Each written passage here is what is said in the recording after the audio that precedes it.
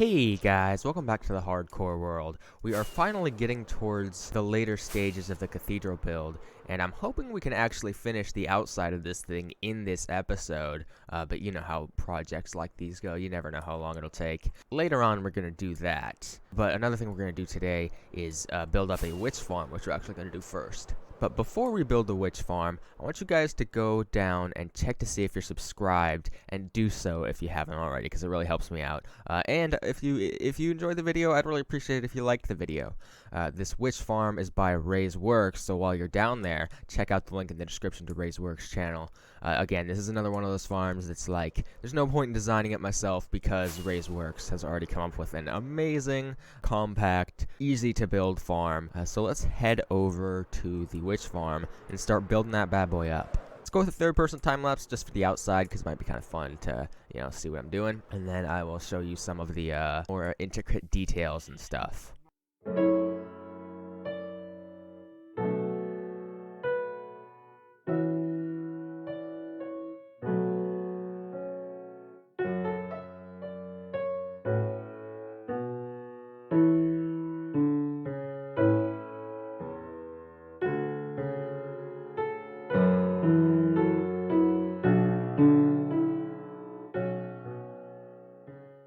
Now, I have the super fun task of trying to get these hoglins to cooperate.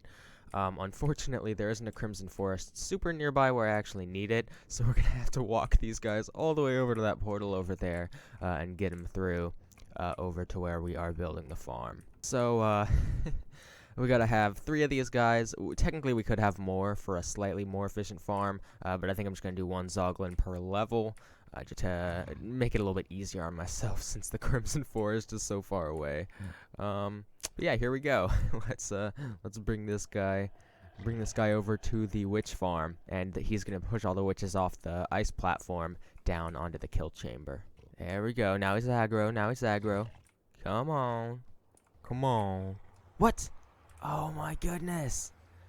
Why are they so annoying? Is it because it's light over here? Do they not like light? Let me check something. Uh-oh.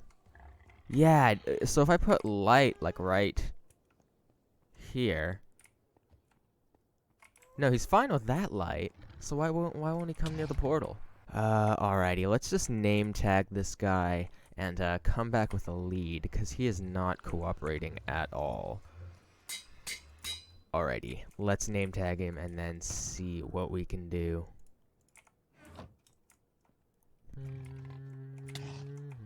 Did I get him? Yeah, I got him.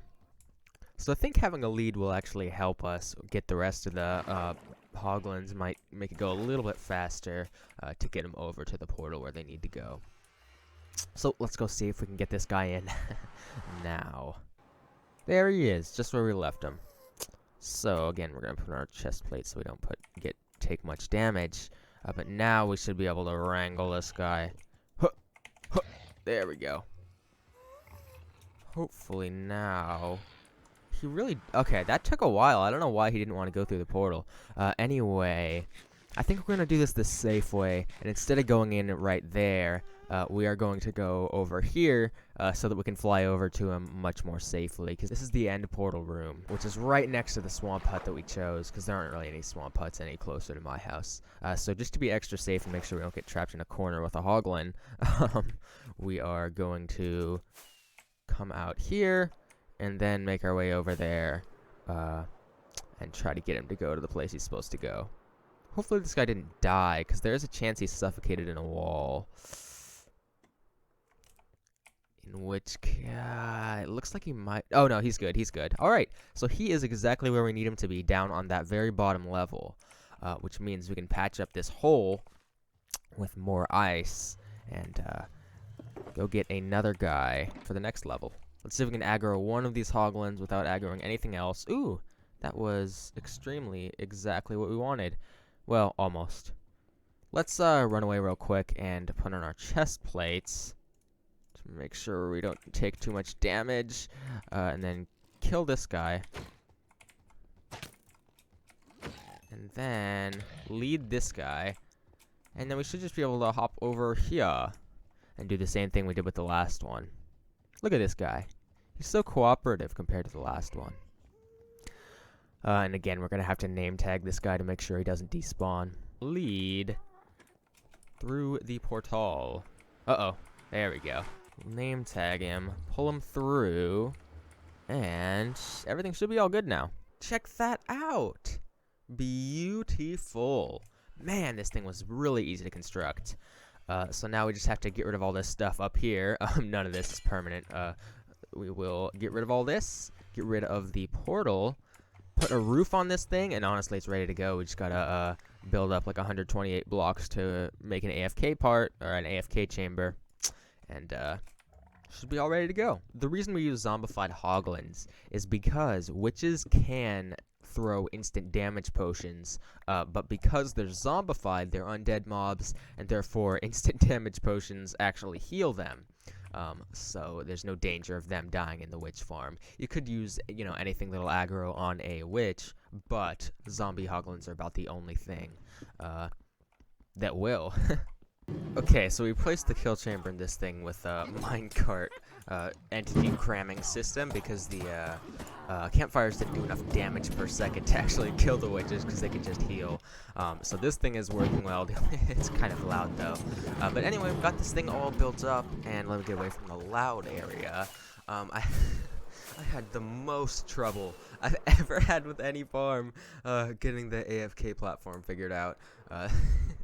I kept going down there after, you know, 5 or so minutes of AFK and being like, man, no witches spawned, I guess. Must have messed something up.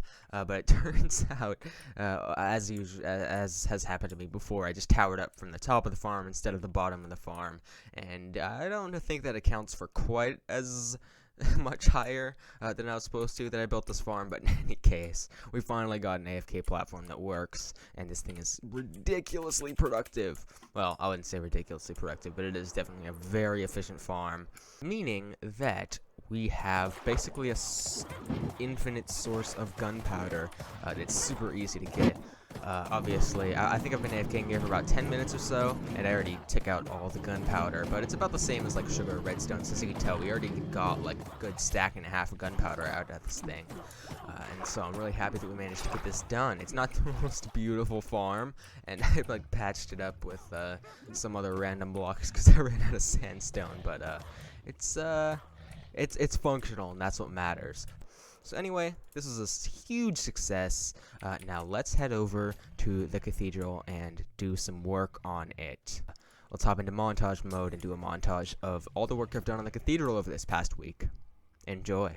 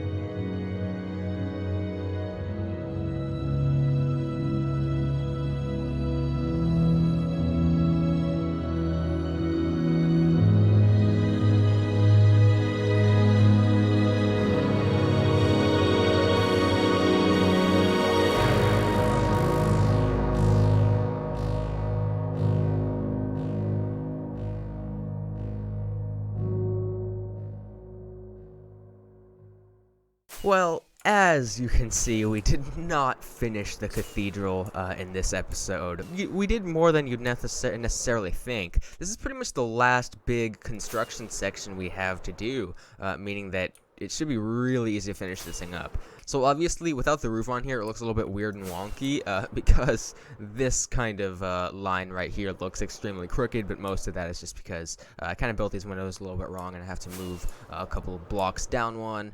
And anyway, this line looks wonky, but it's not, I promise. Once we get the roof on here, it'll look totally normal. But in any case, this is the last big section of construction that we had to do, meaning that we just have a little bit more of the quartz stuff to do, and then it's pretty much just put in the prismarine and all the exterior of this thing done.